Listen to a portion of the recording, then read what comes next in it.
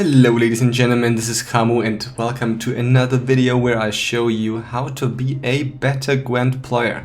And as you know, the open beta finally arrived, and so the old decks are actually not viable anymore and we need some new ones. And also the grind is really hard right now, everybody's trying to get on the top, and I already did my fair share and reached the top 10 yesterday. And today I want to show you the deck list that I used. And this deck, it has a win rate of 73% in around 50 games, which is pretty good. And I'll show it to you right now. First of all, it's a Skellige deck. And the idea and the core and the general strategy of this deck is you have Olgierd and Morkvarg and you buff them as much as possible so you get the strength in round 2 and in round 3. Especially in round 3. So this is actually the general strategy. It's much easier than, for example, the ambush deck list, but it's still really strong. And this is the version that I built, and I will explain you the reasons why I built it this way and why I think this is really strong. So let's just clear the deck and start with the core. So the core, as I said, is Olgierd and Morkvarg. These guys, when Morkvarg is discarded or destroyed, it gets resurrected and weakened by 3. So Morkvarg and the board, they have a really special friendship, they really love each other, and this guy, he gets never destroyed, unless, of course, he gets toggled or destroyed like hundreds of times. Olgierd is actually almost the same. He is has a veteran ability, so he gets resurrected and weakened by 2 when the round ends. So in round 2 and round 3 when you play it in round 1, for example. So these guys, these are like resilient units, and this is the core. But there's another card that really complements the core, and this is the boar. I think the boar, it really got huge changes and it's much stronger now. It was stronger in the last patch, but now it's really even stronger. Much stronger, because what it does is at the start of your turn, strengthens the unit to the left by 1 and damage the unit to the right by 1. So what that means is that it increases the unit's base power on the left, right, of the unit to the left of the wild boar. So, for example, if you place it like this on a board, the Morkvarg gets buffed every turn by 1. But imagine, it's not only one stat, because the stat carries over. It gets resurrected every time and it stays. So it's actually 3 strength every turn. So this boar, he gets out of control really fast. And this is actually the core. It's really easy, it's really simple, and now we only have to decide which cards we would complement this with. And so when it comes to the golden cards, I think Ciri is always good. She was good before, I think, but she even got buffed, right? She get 1 more stat. I know that in this deck she's not so strong. Not as strong as in other decks, because we already have carryover stats, but she's still really strong. Also, Coral is a really strong Skellige card, and I think actually that the Golden Weathers are really exceptional. And I wouldn't play both. I think they have diminishing returns if you play 2 of them, but 1 is certainly fine and included in every deck. So when it comes to the silver cards, I think the first include always is Siegfrieda. She got nerfed, but she is still very strong because she can resurrect a unit from your graveyard which is non-golden. And that's just really powerful, especially if, for example, Morkvarg gets locked and destroyed. You can still resurrect it again with Siegfrieda, especially if you buff this guy. Same applies to the mages. I think mages in this meta are really good because they can clear skies and optionally just pump out stats. For example, if you play Gramist and Blood Calling Raw on a Freya, it's 14 stats.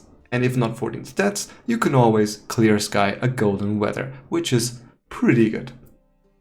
So these are like also brothers and sisters, so they complement each other, because if the Gramist dies, your Siegfrieda has additional option of clearing weather, which is really good. Second card that would yeah, of course, the Alsa's Double Cross. This is staple as well, because what this guy does is it strengthens the highest unit in your deck by 2 and then play it. So if you play it, you always get Olgierd or Morkvarg from your deck and you buff it by 2, but keep in mind they get resurrected 2 times, at least 2 times, and so you buff it by 6. So this is totally insane, and the same principle applies to Krachan Kraid, who, if you deploy it, he plays the highest loyal unit in your deck and strengthen it by 3 and then damage it by 1. So it's even stronger in round 2 and round 3 than the Alsa's Double Cross, and in round 1 it's actually almost the same as if you played Double Cross. But this is really insane in this type of deck. And so the last silver card that I think complements this deck really well is the Cleaver. I think that Dona Unhindered is really bad. I think this card really sucks. I don't know why some of the highest top players play this card, but I think it's really shitty. And I think Cleaver's fine, because everybody's playing Lock, especially Nilfgaard is playing Ox, and Ox can lock 2 cards. And I think we have to have an option of unlocking Morkvarg or Olgierd. And so I think Cleaver is the choice we should go to, and that finishes the silver slots. So let's go to the bronze slots. When it comes to the bronze slots, we also have some staples. And the first staple that comes in mind is a Clan Drummond Shieldmaiden, because oh my god, are they strong? It's incredible. Because what they do is they damage a unit by 2, and if this unit was already damaged, then summon another Clan Drummond Shieldmaiden.